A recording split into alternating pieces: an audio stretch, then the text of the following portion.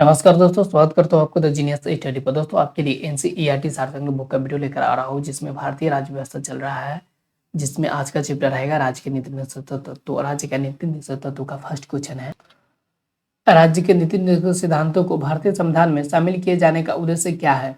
सामाजिक और आर्थिक लोकतंत्र को स्थापित करना। राज्य के नीति निर्देशक सिद्धांतों को भारतीय संविधान में शामिल किए जाने का उद्देश्य क्या है? सामाजिक व आर्थिक लोकतंत्र को स्थापित करना। कल्याणकारी राज्य की संकल्पना का समावेश संविधान के किस भाग में किया गया है? राज्य के नीति निर्देशक सिद्धांतों में भाग 4 में। कल्याणकारी राज्य की संकल्पना का समावेश संविधान के किस भाग में किया गया है? राज्य के नीति सिद्धांतों में, जो कि है भाग 4 में। नेक्स्ट क्वेश्चन है, भारतीय संविधान में किसके अंतर्गत पंचायती राज प्रणाली की व्यवस्था की गई है? राज्य के नीति निर्देशक सिद्धांतों के अंतर्गत। भारतीय संविधान में किसके अंतर्गत पंचायती राज प्रणाली की व्यवस्था की गई है? राज्य के नीति निर्देशक सिद्धांतों के अंतर्गत। समान आचार संहिता राज्य के नीति निर्देशक तत्वों का भाग नहीं है, किंतु समान नागरिक संहिता नीति निर्देशक तत्व है। समान आचार संहिता राज्य के नीति निर्देशक तत्व का भाग नहीं है, किंतु समान नागरिक संहिता नीति निर्देशक तत्व है। नीति निर्देशक सिद्धांत वाद योग्य नहीं है। नीति निर्देशक तत्व वाद योग्य नहीं है। नेक्स्ट क्वेश्चन है, संविधान के किस अनुच्छेद में उद्योगों के प्रबंधन में कर्मकारों की भागीदारी का प्रावधान किया गया है? अनुच्छेद 43 के क। संविधान के किस अनुच्छेद में उद्योगों के प्रबंधन में कर्मकारों की भागीदारी का प्रावधान किया गया है? अनुच्छेद 43 के क।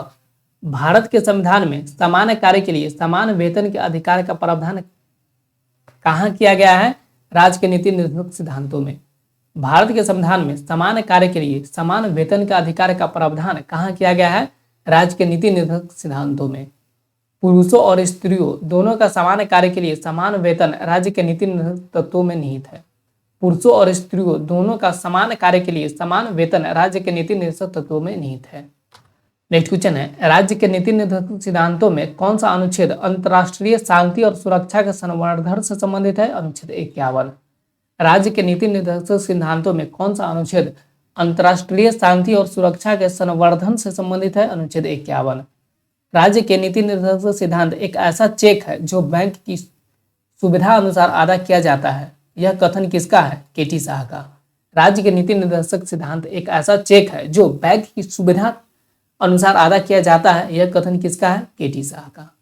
दोस्तों, इस वीडियो को लाइक करके अपने दोस्तों से शेयर करें और कमेंट करके हमें बताएं ये वीडियो को कैसा लग रहा है। और हाँ दोस्तों, अगर आप इस चैनल पर पहले बार विजिट कर रहे हैं तो चैनल को सब्सक्राइब भी जरूर कर दें। अगर आप एनसीईआरटी सार्थक बुक का संपूर्ण वीडियो देखना चाहते हैं तो इसी चैनल पर प्लेलिस्ट बना हुआ, वहाँ पे जाके आप संपूर्ण वीडियो को एक साथ देख सकते हैं। तो नेक्स्ट है, नीति निर्देशक तत्व से संबंधित महत्वपूर्ण अनुच्छेद। तो अनुच्छेद 36। अनुच्छेद 36 में क्या है? नीति निर्देशक तत्वों के संदर्भ में राज्य की परिभाषा। अनुच्छेद 36 में क्या है? नीति निर्देशक तत्वों के संदर्भ में राज्यों की परिभाषा। अनुच्छेद 37 में क्या है? न्यायालय द्वारा परिवर्तनीय न होना। अनुच्छेद 37 में क्या है? न्यायालय द्वारा परिवर्तनीय न होना। अनुच्छेद 38 में क्या है? लोक कल्याण की अभिवृद्धि के लिए सामाजिक व्यवस्था बनाना। अनुच्छेद 38 में क्या है? लोक कल्याण की अभिवृद्धि के लिए सामाजिक व्यवस्था बनाना। अनुच्छेद 38 के 2 में क्या है? आय की असमानताओं को कम करने का प्रयास करना। अनुच्छेद 38 के 2 में क्या है? आय की असमानताओं को कम करने का प्रयास करना। नेक्स्ट है, अनुच्छेद 39 के क में क्या है? निःशुल्क विधिक सहायता उपलब्ध कराना। अनुच्छेद 39 के क में क्या है? निःशुल्क विधिक सहायता उपलब्ध कराना। अनुच्छेद 39 के ख में क्या है? समुदाय के भौतिक संसाधनों का स्वामित्व व नियंत्रण इस प्रकार हो जिससे सामूहिक हितों की सर्वोत्तम रूप से प्राप्त हो। अनुच्छेद 39 के ख में क्या है? समुदाय के भौतिक संसाधनों का स्वामित्व व नियंत्रण इस प्रकार हो जिससे सामूहिक हितों की सर्वोत्तम रूप से प्राप्त हो। अनुच्छेद 39 के घ में क्या है? पुरुषों व स्त्रियां दोनों को समान कार्य के लिए समान वेतन। 39 के घ में क्या है? पुरुषों व स्त्रियों दोनों को समान कार्य के लिए समान वेतन। अनुच्छेद 39 के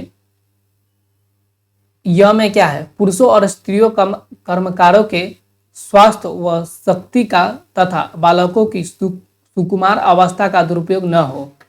अनुच्छेद 39 के य में क्या है? पुरुषों और स्त्रियों कर्मकारों के स्वास्थ्य व शक्ति का तथा बालकों की सुकुमार अवस्था का दुरुपयोग न हो।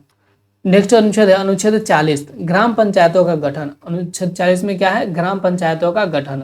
अनुच्छेद 41 में क्या है? कुछ दशाओं में काम, शिक्षा व लोक सहायता पाने का अधिकार। अनुच्छेद 41 में क्या है? कुछ दशाओं में काम, शिक्षा व लोक सहायता पाने का अधिकार। अनुच्छेद 42 में क्या है? काम की न्याय संगत एवं मनोचित दशा तथा प्रसूति सहायता। अनुच्छेद 42 में क्या है? काम की न्याय संगत एवं मानवोचित दशा तथा प्रसूति सहायता। अनुच्छेद 43 में क्या है? कर्मकारों के लिए निर्वाह मजदूरी आदि। अनुच्छेद 43 में क्या है? कर्मकारों के लिए निर्वाह मजदूरी आदि।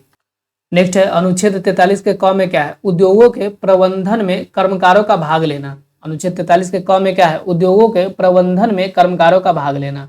अनुच्छेद 43 के ख में क्या है? सहकारी समितियों को स्वैच्छिक गठन, स्वायत्त संचालन, लोकतांत्रिक नियंत्रण तथा व्यवसायिक प्रबंधन को बढ़ावा देना। अनुच्छेद 43 के ख में क्या है? सहकारी समितियों के स्वैच्छिक गठन, स्वायत्त संचालन, लोकतांत्रिक नियंत्रण तथा व्यवसायिक प्रबंधन को बढ़ावा देना। अनुच्छेद 44 में क्या है? सभी नागरिकों के लिए एक समान नागरिक संहिता। अनुच्छेद 44 में क्या है? सभी नागरिकों के लिए एक समान नागरिक संहिता। अनुच्छेद 45 में क्या है? 6 वर्ष से कम आयु के बच्चों के लिए निःशुल्क व अनिवार्य शिक्षा का प्रावधान। अनुच्छेद 45 में क्या है? 6 वर्ष से कम आयु के बच्चे के लिए निःशुल्क व अनिवार्य शिक्षा का प्रावधान। अनुच्छेद 46 में क्या है? SC/ST दुर्बल वर्गों के शैक्षिक व आर्थिक हितों की अभिवृद्धि। अनुच्छेद 46 में क्या है? SC/ST दुर्लभ वर्गों के शैक्षिक व आर्थिक हितों की अभिवृद्धि। नेक्स्ट अनुच्छेद है अनुच्छेद 47। इसमें क्या है? पोषापतर स्तर और जीवन स्तर तथा लोक स्वास्थ्य में सुधार तथा हानिकारक नशीले पदार्थों को उपभोग पर प्रतिबंध। अनुच्छेद 47 में क्या है? पोषापतर स्तर और जीवन स्तर तथा लोक स्वास्थ्य में सुधार तथा हानिकारक नशीले पदार्थों के उपभोग पर प्रतिबंध। अनुच्छेद 48 में क्या है? गायों, बछड़ों तथा अन्य दुधारू पशुओं के वध पर प्रतिबंध व उनकी नस्लों में सुधार के प्रयास। अनुच्छेद 48 में क्या है? गायों, बछड़ों तथा अन्य दुधारू पशुओं को वध पर प्रतिबंध एवं उनकी नस्लों में सुधार के प्रयास। अनुच्छेद 48 में क्या है? कृषि और पशुपालन में आधुनिक और वैज्ञानिक प्रणालियों का प्रयोग करना। अनुच्छेद 48 के क में क्या है? पर्यावरण का संरक्षण व संवर्धन और वन तथा वन्य जीवों की रक्षा। अनुच्छेद 48 के क में क्या है? पर्यावरण का संरक्षण व संवर्धन और वन तथा वन्य जीवों की रक्षा। नेक्स्ट है अनुच्छेद 49 राष्ट्रीय महत्व के कलात्मक या ऐतिहासिक अभिरुचि वाले स्मारकों या स्थानों या वस्तुओं का संरक्षण करना। अनुच्छेद 49 में क्या है? राष्ट्रीय महत्व के कलात्मक या ऐतिहासिक अभिरुचि वाले स्मारकों या स्थानों वस्तुओं का संरक्षण करना। अनुच्छेद 50 में क्या है? कार्यपालिका से न्यायपालिका का पृथक्करण। अनुच्छेद 50 में क्या है? कार्यपालिका से न्यायपालिका का पृथक्करण। अनुच्छेद 51 में क्या है? अंतर्राष्ट्रीय शांति और सुरक्षा का अभिवृद्धि। अनुच्छेद 51 में क्या है? अंतर्राष्ट्रीय शांति और सुरक्षा का अभिवृद्धि। इस चैप्टर का लास्ट क्वेश्चन है मूल अधिकार कानून रूप से मान्य है जबकि नीति निर्देशक तत्व नैतिक व राजनीतिक मान्यता प्राप्त है। मूल अधिकार कानून रूप से मान्य है जबकि नीति निर्देशक तत्व नैतिक एवं राजनीतिक मान्यता प्राप्त है। तो दोस्तों इस प्रकार से राज्य के नीति निर्देशक तत्व चैप्टर समाप्त होता है।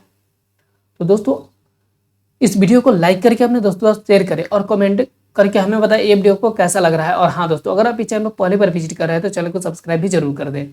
और अगर आप NCERT सार संग्रह बुक का संपूर्ण वीडियो देखना चाहते हैं तो इसी चैनल पे प्लेलिस्ट बना हुआ है, वो भी सब्जेक्ट वाइज बना हुआ है, वहाँ पे जाकर आप संपूर्ण वीडियो को देख सकते हैं। तो मिलेंगे हम लोग नेक्स्ट वीडियो में, जो कि रहेगा हम लोग का मूल कर्तव्य चैप्टर से।